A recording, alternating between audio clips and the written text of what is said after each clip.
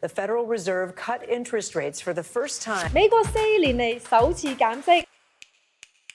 英國、歐盟、加拿大、澳洲，全球咁多嘅國家都做同一樣嘢，減息。全球經濟正式進入全新嘅週期，美元貶值，各大嘅資產亦都步入一個大逆轉期。不過美國前財長 Larry Summers 就直指今次嘅減息係太多，係錯誤決定。啱啱先講完冇經濟衰退㗎嘛，但係呢幾個星期突然之間一個衰退信號又靜雞雞跑出嚟啦。同一時間，今年嘅全球債務創出呢個歷史新高，減息嘅政策被諷刺為將會引爆更多嘅國家破產同埋違約。減息唔係就係代表萬物皆升咩？有咩我哋要留意？邊一啲資產又係升得最多呢？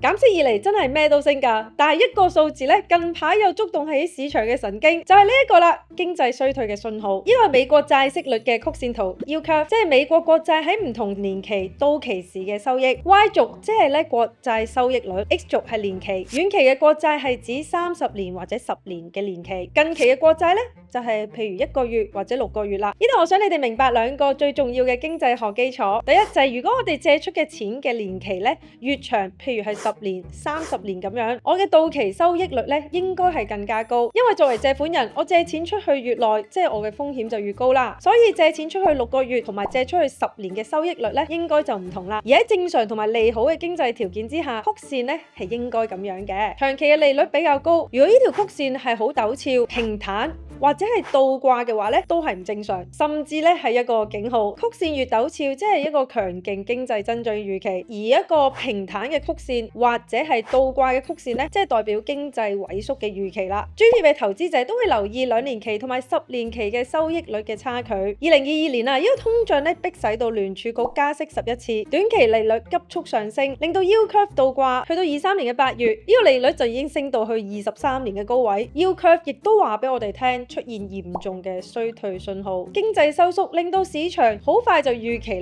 美國要減息啦。係啊，淨係預期都足以可以令到呢個收益率嘅曲線慢慢走翻去一個正常化嘅方向啦。喺2個月前終於就翻去一個正常嘅水平。不過最新嘅減息令到市場嘅流動性突然之間大增，加上強勁嘅經濟數字，開始就有人懷疑啦，通脹可能會回升喎。咁樣可能逼到聯儲局冇咩減息嘅空間。而喺幾日之前，呢一個收益率曲線再次出現一個倒掛嘅跡象。如果 Yield curve 真係再倒掛，我哋又有啲咩要準備呢？一陣影片嘅後半部分我就會再講多一啲。因為我想你哋幫我一個忙，就係訂閱我哋嘅 channel 啦。而家我哋嘅觀眾裡面大約有44% 嘅人已經訂閱咗，我希望呢個數字會上到50%。你哋一個訂閱絕對係可以幫到我哋嘅頻道走得更遠。唔該晒。喺全球一體化嘅環境之下，主要嘅國家無論佢哋做咩政策，都會同時影響世界所有嘅股票市場，亦都會影響大部分國家嘅匯率，甚至係佢哋嘅貿易數字。喺經濟學嚟講，我哋叫佢日出效應 （spill over） 啦。咁美元係全球 No.1 最多人用嘅貨幣，石油啊、天然氣都係用美元交易。而美國嘅經濟同埋佢嘅金融規模亦都係全球最大。所以美聯儲嘅政策變動對全球嘅 spill over 嘅影響係遠超出呢個歐洲、中國同埋日本等等嘅央行政策。咁係咪即係美國大晒做咩都得啦？唔係，美國就唔係做咩都得，就算中國都係，唔係佢哋中意推出咩政策就等於可以任由咁樣控制全球嘅市場嘅。如果有任何一個國家夾硬控制呢個市場嘅話，後果可以比得上呢個金融風暴。好似美國咁，鮑威爾喺疫情時就印多咗成3萬億嘅美元出嚟救經濟，當中仲有部分嘅錢係直接咁樣派出去。嗰時正到每個美國人閒閒地每次都收翻幾百至到幾千蚊嘅 cash 啊。鮑威爾佢需要印錢係唔需要之前打一個電話去中國、日本或者歐盟去問一問，喂，唔該，我今日可唔可以印錢啊？而喺美國嘅錢，今日可以自由轉去英國嘅戶口又得，如果聽日有錢喺法國轉去美國嘅戶口都得。聽落去係咪好好呢？好似真係做咩都得，但係世事就係冇完美嘅。啲美金可以自由進出，亦都代表美元可以大大升或者大跌嘅風險啦。美國自己係操控唔到呢個匯率嘅，而喺中國人民幣嘅匯率咧就被控制喺指定嘅範圍上下2% 裏面咧波動。人民幣太貴或者太平嘅時候咧，人民銀行就會出手向呢個外匯市場注入一啲外匯去穩定翻自己嘅匯率啦。譬如2015年啦，人民幣被拋售之後，中國係曾經動用1萬億美元嘅外匯咧去買翻啲人民幣翻嚟托住個市。中國咧為咗喺疫情之後幫助經濟復甦啦，亦都選擇咗減息，即係佢係可以自行決定幾時加息減息去應對自己嘅經濟問題嘅。當然中國嘅政策亦都唔係完美，你嘅資金進出中國咧係有管制嘅，國內每人每年咧最多可以換5萬美元嘅外幣。如果你想買外國嘅股票，亦都要通過一啲特定嘅渠道，譬如滬港通、深港通等等啊。如果你係一個外國嘅投資者，都只有可以喺一啲特別嘅自貿區啊，譬如上海、北京先可以比較自由咁樣將啲錢咧匯入匯出。咦，點解中美嘅政策咁唔一樣嘅？原因就係因為呢個 Impossible Trinity 啦，不可能嘅三角。呢個亦都係一個非常之重要嘅經濟學。不可能三角係指一個國家冇辦法可以同時控制晒3樣嘢，分別係固定匯率、自由資本流動同埋獨立嘅貨幣政策。而喺3個嘅政策目標裏面，最多其實係可以揀2樣嘅咋。美國咧就放棄咗固定嘅匯率，而中國咧就放棄咗自由資本流動。當然唔係冇人試過去控制成個三角形嘅，但係結果就變成1997年嘅亞洲金融風暴。喺90年代，東亞地區嘅經濟發展得非常之快，大量嘅熱錢流入泰國、馬來西亞、菲律賓、印尼、韓國等等嘅國家。一啲國家同時想做到啲錢自由出入嚟我呢度投資就好啦，仲要為咗容易做生意，就想控制埋當地貨幣嘅匯率啦。同時佢哋嘅央行又想自行決定利率去調整翻呢個經濟。不過呢啲國家咧，大部分都向外國借咗好多錢，如果佢哋貨幣貶值咧，還錢就變得非常之難啦。1997年泰國經濟不景氣，泰銖嘅價值不停下跌，泰國用咗大量嘅外匯去保住泰銖，最終所有嘅外匯都用晒啦，只係可以咧等呢個泰銖 free fall 貶值。泰銖貶值就好似一個骨牌咁樣，影響到其他嘅國家，馬來西亞、菲律賓、印尼、韓國嘅貨幣都開始快速貶值，搞到政府差啲破產。呢個就係點解當時咧會發生呢個金融風暴，因為好多呢啲國家同時想實現呢個不可能三角嘅3個條件，最終引爆呢個金融崩潰。央行有佢哋自己嘅不可能三角 ，Ring Asia 咧，我都有自己嘅三角問題，點樣跟進我同 client 嘅溝通，同埋點樣 monitor 我嘅 project 嘅進度，仲想提升翻成條 team 嘅效率。同好多中小企一樣啦 ，Ring Asia 合作緊嘅公司咧遍及全世界，有陣時咧我要跟進唔同嘅 time zone 嘅客戶啦，同埋有唔同嘅 project 嘅時候咧，做嘢變到好似散收收咁，要開成幾個 apps 去做翻自己應該做嘅嘢。不過唔似央行咁，呢個三角嘅問題咧係可以同時間處理到嘅方法咧，就係用 Odoo 嘅一站式業務管理系統嘅 CRM 功能啦。多謝 Odoo 贊助今日嘅影片。一入到去呢個 CRM 嘅 app 入面，你就可以見到完整嘅 pipeline overview， 而喺上面一 click 咧就可以 mark schedule， 之後就可以出報價單同埋 invoice 俾個客啦，全部都可以喺 Odoo 一個平台搞掂晒。Odoo 仲會幫你將訂單嘅資料自動更新到去到呢個會計 apps 裏面，唔使再花時間咧手動幫佢 update 唔同嘅文件。如果你有興趣，可以 click 下面嘅資訊欄連結免費試用，同埋聯絡 Odoo 嘅專員去了解下啦。因為冇單一嘅國家可以控制晒全球，要了解成個世界嘅經濟形勢，就要明白每一個央行嘅個別政策啦。依家我就會同你分唔同嘅主要市場，逐個地區去睇一睇。第一個係美國。The S&P 500 and Dow notching closing high. Record high, record close. Jerome Powell, the chair of the Federal Reserve, may have just rescued the economy. 呢個係聯儲局最新嘅點陣圖 dot plot。呢個 dot plot 咧係記錄聯儲局官員對未來利率嘅預測，上面嘅每一個點係代表一位聯儲局官員嘅睇法。大部分嘅官員都同意喺2024年仲會減息50個點子，去到4.5%。2025年嘅目標係減100個點子，去到3.5%。去到2026年就會預期去到2.9%。呢個亦都係美國嘅長期利率目標。相比起2019年疫情前嘅低利率嘅環境高出足足65%。咁即係話今次嘅減息週期就唔會將呢個利率咧帶翻去到疫情前嘅水平啦。如果淨係根據呢個教科書嘅理論嚟講，美國嘅減息之下，現金咧係第一個俾人咧拋棄嘅資產。當然啦，貨幣市場基金即係 money market fund 咧，佢哋嘅吸引力咧亦都會大大減低，即係包括一啲 treasury bills、commercial paper、CD 等等，甚至係定期都會失寵，因為揸住 cash 嘅回報咧已經大幅降低啦。而理論上熱錢咧都可能重返呢個美股、環球股票都會有利嘅。而隨住呢啲大盤股啦變得越嚟越貴，亦都令到注意力由大盤咧轉去一啲細盤嘅公司去尋求更高嘅回報啦。聯儲局減息嘅進度取決於兩大因素：通脹同埋就業數字。而今次嘅 yield curve 可能倒掛咧，亦都提醒緊我要留意通脹有冇回升啦。剔除食品同埋能源嘅 core CPI 核心消費指數咧，喺過去1年半以嚟其實都一直回落緊，但係一減息之後咧，呢個數字再次回升，通脹係對減息不利。但係如果我哋睇一睇個就業數字咧，就好壞參半啦。職位空缺咧雖然連續4個月上升，但係失業率咧仍然係1年嘅高位左右，而初次申請失業金嘅人數咧亦都跌到1年嘅高位。就業數字差就係支持緊聯儲局減息嘅原因啦。但係如果通脹真係回升嘅話咧，亦都可能令到 Fed 減息就唔好似上次一樣又快又狠啦。大家咧就要密切留意翻呢個 yield curve 同埋 CPI 嘅數字有冇變化啦。第二個地區歐洲。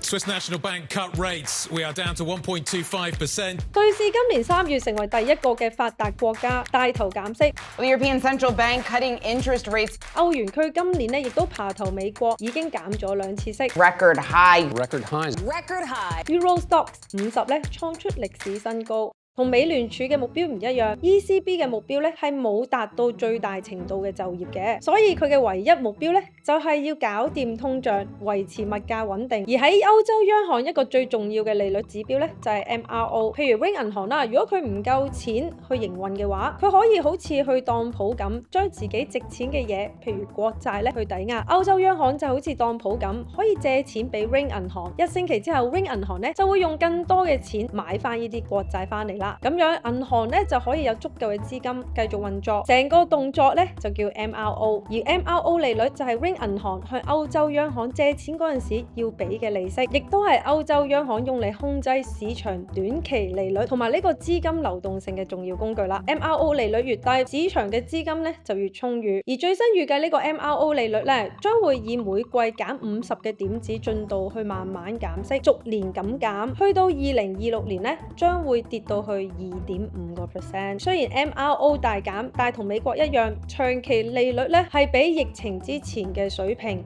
高出24倍。喺呢個圖你就見到啦，對比起美國、歐盟 ECB 咧，明顯比 Fed 嘅減息減得更加快同埋多。如果歐洲減息嘅步伐快過美國嘅話咧，呢個利差就會擴大，美元嘅資產吸引力咧亦都會上升，咁樣亦都會促使咧資金流向美國市場，令到歐元面臨呢個貶值壓力。而 ECB 嘅減息亦都可能令到資金重返一啲風險較高嘅資產，譬如股票啊、大宗商品同埋房地產等等都會有所支持。歐洲嘅 Euro Stoxx 50嘅大盤股咧就已經帶頭先升咗上嚟啦，而小型股 Euro Stoxx 200嘅指數咧可能會有機會出現追落後。今年同埋出年呢2年咧，可以留意呢啲小盤股咧會唔會跑贏大盤啦。好，依家去到日本。VIX は34年半ぶりに史上最高値を更新しました。日本股市7月創出日經開市以嚟最高位之後，日経平均株価は一時4200円以上値下がりしました。唔夠幾星期，又出現咗37年嚟最大嘅單日跌幅。同其他國家相反，日本係唔減息，仲要反加2次息，而其他國家央行更加警告，大跌市可能仲會出現，原因就係呢一班人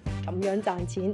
想象下，你喺日本可以借到非常之平嘅錢，即係話咧，銀行幾乎唔收你手續費，利息極低。借完呢啲日元，你就可以攞去一個利率比較高嘅國家，譬如美國咁，用呢筆錢喺嗰度投資，好似買啲美國樓、買美國股票咁。咁樣你賺嘅錢比你喺日本借錢要俾嘅利息更加多，成功咧撈翻一筆。呢個亦都係所謂嘅套利交易啦。日本嘅負利率持續咗好多年，好多投資者都慣咗咁樣賺錢，但係係今年嘅日本公布咗10幾年嚟首次嘅加息，日元突然升值，呢班投資者就突然間發現，哇，點解依家還日本債貴咗咁多嘅？為咗快啲可以攞翻啲錢嚟還債，佢哋唯有咧賣出手上嘅外國資產、外國股票，甚至要買埋喺日本嘅投資，賣日股。呢啲投資者要還嘅錢比借嗰陣時嘅數咧更加多。吓，咁樣係咪真係蝕錢啊？係啊，為咗唔蝕咁多，佢哋咧就大手加快沽晒手上嘅資產。咁樣一嚟，市場咧就突然大量出現呢個沽出股票嘅動作，形成咗8月嗰陣時嘅股市大崩跌。但係韓國央行 BOK 就估計啦，同日元套利交易有關嘅資金咧係講緊成3.5個 trillion 嘅日元。佢哋指出，